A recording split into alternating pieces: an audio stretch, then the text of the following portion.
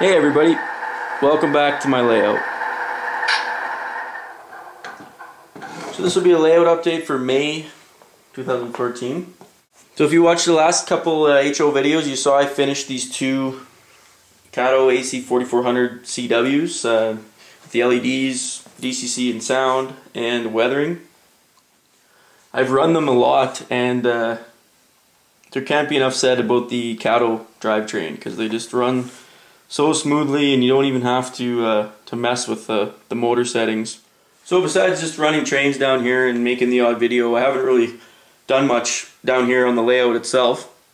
I'm working on another Kato AC4400 up on my desk, so let's go up and take a look at that. Before we go upstairs, there's something I wanted to show you guys a while ago, but I forgot about it.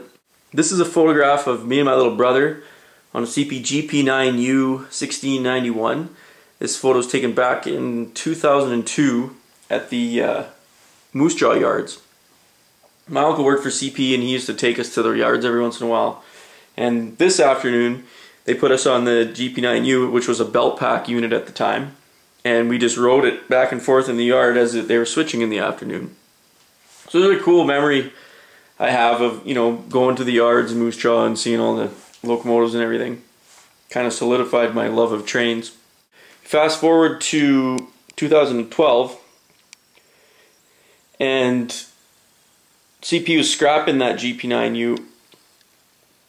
So I sent a couple emails out and I got in touch with ABC Metals in Langley, British Columbia, and that's where 1691 ended up actually.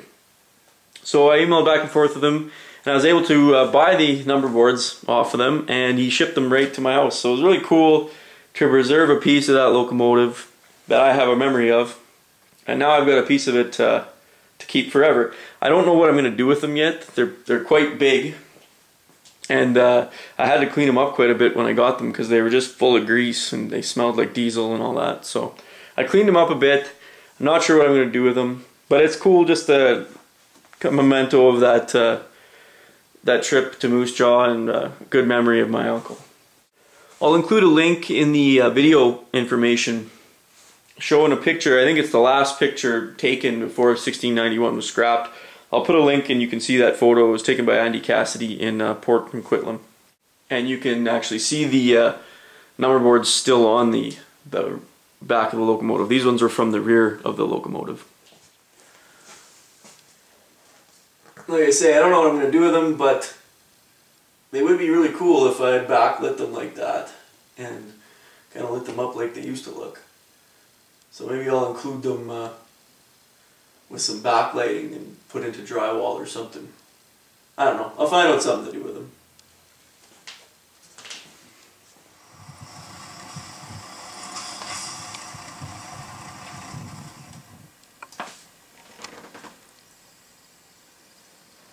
Okay, so we're up here in my office, guys, watching YouTube, and I'll show you what I'm working on right now on my desk. This is what I've been just slowly working on over the last couple weeks. This is another Kato AC4400.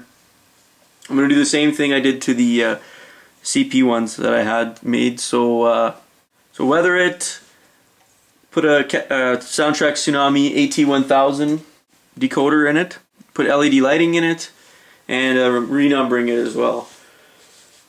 So I'm at the point right now where I'm doing blackwash to highlight the grills and the cracks and all the doors and everything. This is the stuff I use for doing the blackwash on my locomotives.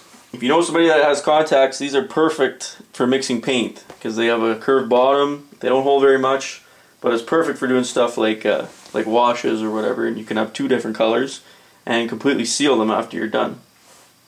I use a tiny little brush.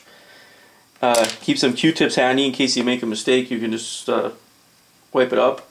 And I always keep water close by to keep my brush clean so it'll last longer. Just as comparison, I'll get the other one out and I'll show you what the difference doing this blackwash makes.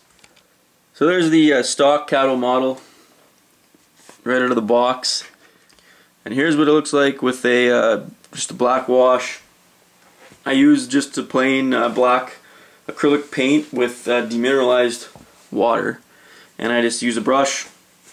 It's a tiny brush, and I just carefully go inside the grills and in the cracks, and then afterwards I just scrape off the grills with my fingernail. And I do the same thing to the radiator, the top of the radiator, just using the Blackwash and stripping it in there, using a brush to move it around, and then scraping the tops of the grills off afterwards. And that's what the stock one looks like. Here's the conductor side. So it looks a lot better. So I've renumbered it to 1025, and that represents the last number of that order that was built with the, some people say it's the BNSF specifications, I think, with the high number boards. The ones after that were built with the nose number boards that go here. So the Kato models are modeling the first ones that I think were 1001 to 1025. Eventually I'm going to do the other one behind it too as well. I think I'll probably do 1001 or whatever the lowest number was of that build order for CIT Financial. So that's where I'm at with that project, guys. Now that I'm finished the Blackwash, the next step will be to tape off the cab and stuff it full of tissue, and then get my airbrush booth out and do the weathering with the airbrush, seal it with a clear coat, and then I could start doing the wiring. So you can see I've got it all. It's all taken apart and ready for painting. I keep all the pieces that you do not want to get paint on, all the gearing and wiring and stuff that needs to conduct electricity. I keep that in a plastic bag and keep it separate during the whole process so I don't accidentally get paint on it. I paint the wheels with just a brush and then use chalks after, and then I also take the frame, those truck frames right apart, and paint those, because those shock absorbers or whatever they are, they need to get airbrushed as well, otherwise they look weird once you put the truck side frames on. So that's where I'm at with that, guys. And we'll go out to the garage now and I'll show you what progress I'm making on the module. That's the other thing that I've been working on, and now that it's nice out, I like to spend time out there and try to get a little bit done on it when I can, trying to get it ready for August. So let's pop out to the garage and have a look at that. Here's where I'm at with my Fremo module, guys. I got all the track laid. I just finished that yesterday. I really took my time and tried to make sure that the track work was flawless, because that was a mistake I made on my first layout down in the basement there. I didn't take enough time with the track, kind of rushed it. So it's Atlas Code 83 flex track on, I think it's Midwest cork. And I use this bathroom, or windows and doors caulking. It comes out white, but it dries clear. And I like this stuff because it adheres it really well. And once it dries, it's hardly noticeable. So then I took my time doing the siding work, trying to make sure that the curves were as gradual as I could possibly make them, and try to make it a really smooth running module, because once I take this thing to Fremo, there's going to be a lot of trains running over it, and I want to make sure it works good. So just in case you haven't been following my layout update vids, this is what the end goal is. It's the frac sand unloading industry that I'm trying to model. Eventually, hopefully it'll look something like this.